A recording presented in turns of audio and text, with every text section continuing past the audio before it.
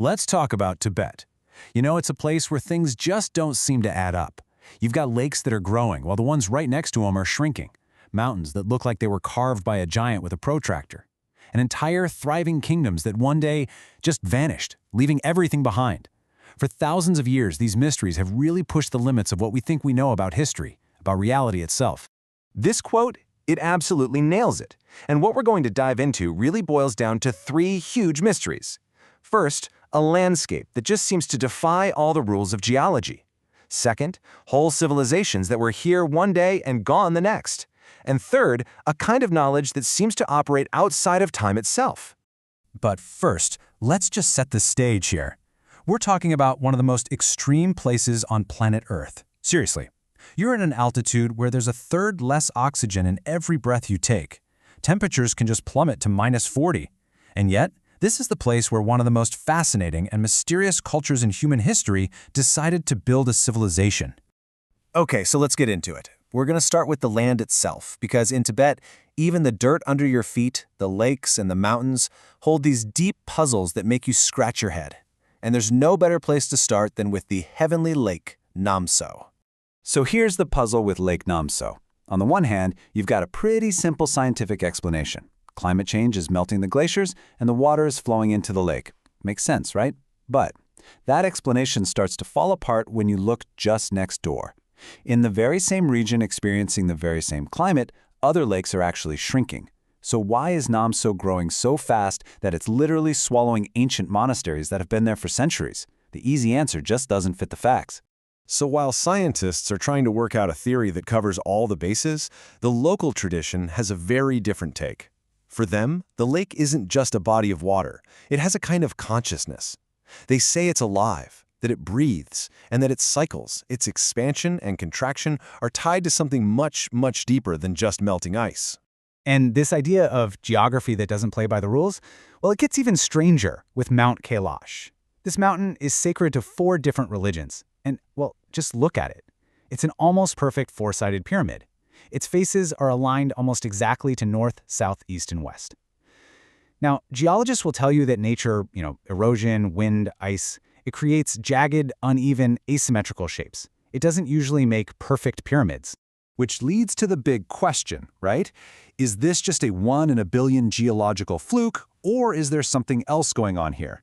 Some researchers, and this is controversial, have even pointed out that its features look less like a natural mountain and more like a massive, man-made structure that's been eroded over time. It's a wild idea, I know, but it's hard to just dismiss it when you see how precise it is. So the sense of precision of things that just don't seem natural isn't just in the landscape. It's also found in the history of its people, or more accurately, the people who aren't there anymore. We're moving from mysterious places to the literal ghosts of entire kingdoms. For 700 years, the Guj kingdom was the shining beacon of civilization. It was a major hub for art, for religion, for trade, connecting India and China. Its capital city was home to tens of thousands of people. And then, in the 17th century, poof, gone. And this is what's so bizarre about it. When explorers found the abandoned capital in the 20th century, it was like a time capsule. The granaries were still full of grain, clothes were left in homes, the beautiful murals on the walls were completely untouched. The official theory is usually some kind of invasion, but it doesn't really add up. There are no signs of a big, final destructive battle. And even if there was a war, why would nobody ever come back? It's as if every single person in the city just got up one afternoon and walked away, never to return. And if you think that's strange, let's go back even further to the Zhangjiang kingdom. For a long, long time, historians basically wrote them off as just some primitive, isolated tribe living up in the mountains. But recent archaeology has completely flipped that script. They found ancient Chinese silk from the Han Dynasty in Zhangjiang tombs. This proves they weren't isolated at all. They were a major power, a key player on the ancient Silk Road connecting east and west. So this isn't just some local tribe that disappeared. We're talking about an international trading power that vanished so completely that for centuries we barely even knew they existed. How on earth does that happen?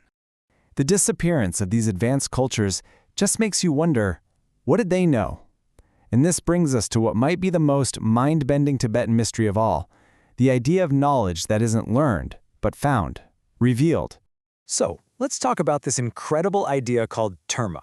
The tradition says that way back in the 8th century, a great master named Padmasambhava hid profound teachings for future generations.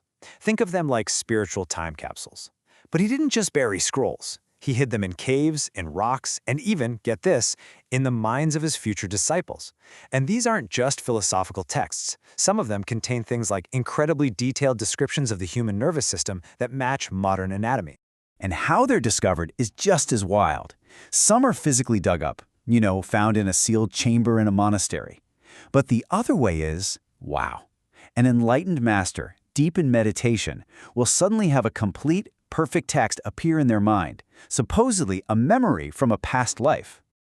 And this idea of hidden knowledge isn't just about finding scrolls. They literally built this concept into their architecture.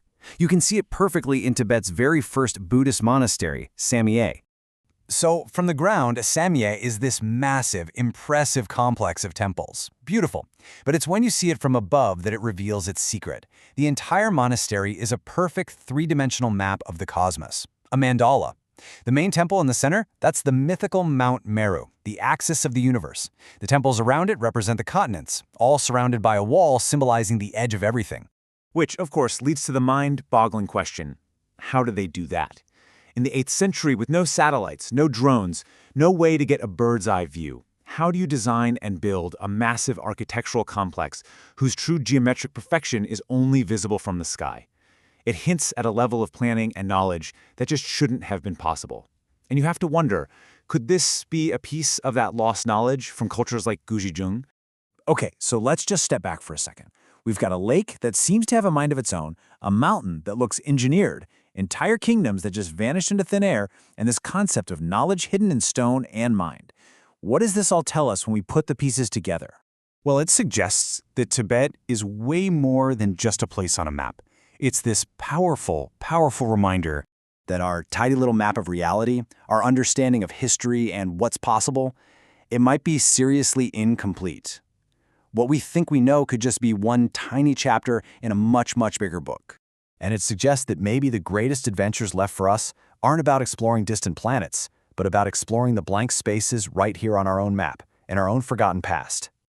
And that really leaves you with one big final thought, doesn't it? What if the story of who we are is far stranger and more grand than anything we've ever been told? And what else is out there, waiting in the high mountains and hidden valleys of the world, ready to completely change everything we think we know?